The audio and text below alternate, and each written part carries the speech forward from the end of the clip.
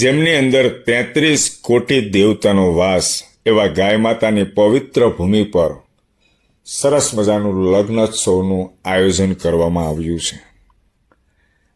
આ આયોજન કરનારા ગામ રબારિકા અશ્વિનભાઈ સેંજળિયાની લાડકી દીકરી અને ગામ સાવરકુંડલા દેવસનભાઈ જાણીના લાડક્યા દીકરાના લગ્ન વિધિ આ ગૌશાળાની અંદર થશે. દોસ્તો, પૂરો પ્રસંગ આ ગૌશાળાની અંદર થશે.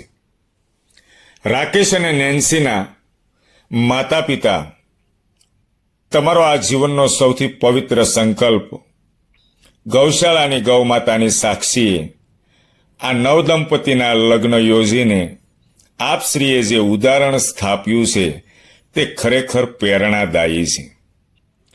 તમે બંનેએ સાધારણતા અને સંસ્કારનું સુંદર સંમિશ્રણ રજૂ કરી આપણા સમાજ માટે નવી દિશા અને દશા બતાવી છે. ગૌમાતાની હાજરીમાં લીધેલા તમારા મંગળ સંકલ્પથી રાકેશ અને નેન્સીનું દાંપત્ય જીવન શાંતિ, સમર્પણ, વિશ્વાસ અને આધ્યાત્મિકતાથી પરિપૂર્ણ રહે તેવી પ્રાર્થના છે. જાણી અને સેંજળિયા પરિવારને કોટી કોટી વંદન. પરમ કૃપાળુ પરમાત્મા તમને અખંડ સુખ, સ્વસ્થતા, સમૃદ્ધિ અને સાથી ભાવ આપે એવી ખૂબ ખૂબ શુભકામનાઓ. દોસ્તો, આ પ્રસંગની અંદર હું ઉપસ્થિત હતો. ખૂબ આનંદ મને થયો.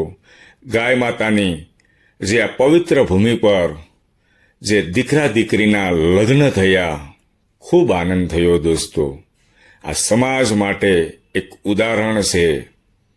અશ્વિનભાઈ સેંજળિયા અને દેવચંદભાઈ જાણી પરિવારનો હું હેતલકુમાર સાવલિયા દિલથી આભાર વ્યક્ત કરું છું કે તમારા દીકરા દીકરીના લગ્ન આ પવિત્ર ભૂમિ પર થયા, જ્યાં 33 કોટી દેવતાનો વાસ એવા ગાય માતાની ભૂમિ પર તમારા દીકરા દીકરીના લગ્ન થયા.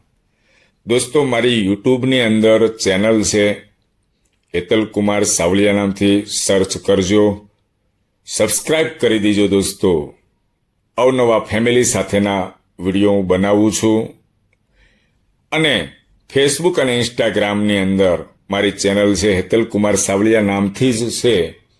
ફોલો કરવાનું બાકી હોય તો ફોલો કરજો. અને આ પ્રસંગ મેં તમને બતાવ્યો, તમારી સામે રજૂ કર્યો. એ પ્રસંગની અંદર તમારા આચાર વિચાર શું કહે છે, તમે શું કહેવા માંગો છો, એ તમારા 2 મીઠા શબ્દોથી અમને જણાવજો. અમને આનંદ થશે. તમારી કોમેન્ટ અમારા માટે ખૂબ જ મૂલ્યવાન છે. વિડીયો પસંદ આવે લાઈક કરી, કોમેન્ટ કરી આગળ શેર કરજો, જેથી કરીને બીજા મિત્રો પણ જોઈ શકે. ખૂબ અગત્યનો વિડીયો છે આ. દોસ્તો, ખૂબ મને આનંદ થયો. હું આ પ્રસંગની અંદર ઉપસ્થિત હતો. મને ખૂબ જ આનંદ થયો. સેંજળિયા પરિવાર અને જાણી પરિવારના જેટલા વખાણ કરીએ એટલા ઓછા છે. સૌને જય શ્રી કૃષ્ણ.